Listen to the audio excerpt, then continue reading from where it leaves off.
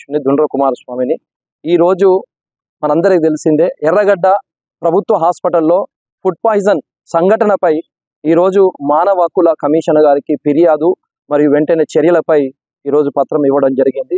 ముఖ్యంగా ఈరోజు సోమవారం రోజు 2వ తారీఖు 6వ నెల 2025న సోమవారం రోజున ఎర్రగడ్డ హాస్పిటల్లో అన్నము, అట్టిపండు మరియు అంతేకాకుండా పరమాన్నము ఇచ్చిన మన గుడ్లు ఇవ్వడం జరిగింది. దాని తర్వాత ఫుడ్ పాయిజన్ జరిగి ఆల్మోస్ట్ ఆ ఘటన తెలంగాణ రాష్ట్రంలోనే ఒక సంచలనంగా మారిన విషయం మనందరికీ తెలిసిందే.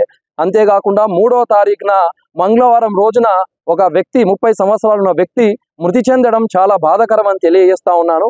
అంతేకాకుండా ముఖ్యంగా ఈరోజు 92 మంది అస్వస్థ గురిగా అయిన పరిస్థితి చాలా బాధాకరమని, ఈరోజు 18 మంది ఉస్మానియా హాస్పిటల్లో చికిత్స పొందుతూ ఉండడం కూడా చాలా బాధాకరమైన విషయం. దీన్ని ఖండిస్తా ఉన్నాను. అంతేకాకుండా ముఖ్యంగా వారికి సంబంధించిన నమూనాలను కూడా ఉస్మానియా మైక్రోబయాలజీ కూడా పంపడం జరిగింది.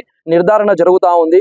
మరియు నీటికి సంబంధించింది కూడా వాటిని నారాయణగూడలోని IPM కూడా పంపడం జరిగింది. అయితే ముఖ్యంగా ప్రధానంగా ఈరోజు చూసుకున్నట్లయితే ఆహార నాణ్యత లోపం వల్ల కావచ్చు, మరియు డైటీషియన్ యొక్క మానిటరింగ్ లేకపోవడం ద్వారా ఈ ఘటన జరిగిందేమో అనే ఆలోచన ఉంది. అంతేకాకుండా ఈరోజు సిబ్బందికి అనుభవం లేని సిబ్బంది ఉండడం వల్ల జరిగిందా అనేది దీని మీద సమగ్ర విచారణ జరగాలి. ఈరోజు రాష్ట్ర ప్రభుత్వం కూడా వెంటనే స్పందించి మన మంత్రి గారు కూడా అక్కడికి వెళ్ళడం జరిగింది. వెంటనే RMO గారిని కూడా బదిలీ సస్పెండ్ చేయడం కూడా ఒక విషయానికి మంచి విషయము. ప్రభుత్వం వెంటనే స్పందించడం కూడా నేను ధన్యవాదాలు తెలియజేస్తున్నాను.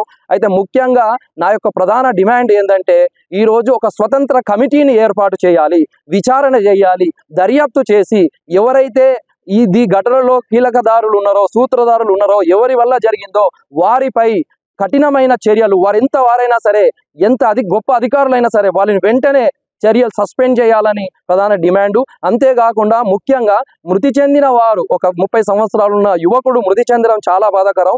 అతనికి తెలంగాణ రాష్ట్ర ప్రభుత్వం ఒక 5 నుంచి 10 లక్షల రూపాయలు ఆర్థిక సహాయం చేయాలి అని నా యొక్క ప్రత్యేకమైన విజ్ఞప్తి తెలియజేస్తున్నాను. అంతేకాకుండా ఈరోజు డైటీషియన్ లేరు అనే ఒక ఆరోపణ వస్తుంది కాబట్టి యుద్ధ ప్రాతిపదికన వెంటనే డైటీషియన్ కూడా, ఒక మంచి అనుభవం ఉన్న డైటీషియన్ కూడా పెట్టి మంచిగా చేయాలి. ఆహార నాణ్యతను పెంపొందించే విధంగా వైద్యంలో సంస్కరణలు చేసి కొత్త నూతన సంస్కారాలు చేసి నాణ్యత గలది ఇవ్వాలని చేస్తున్నాను. ఈరోజు తెలంగాణ రాష్ట్ర ప్రభుత్వం నీలోఫర్లో కూడా మొన్న అక్రమం జరిగితే వెంటనే సూపరింటెండెంట్ కూడా సస్పెండ్ చేయడం జరిగింది, మనందరికీ తెలిసింది.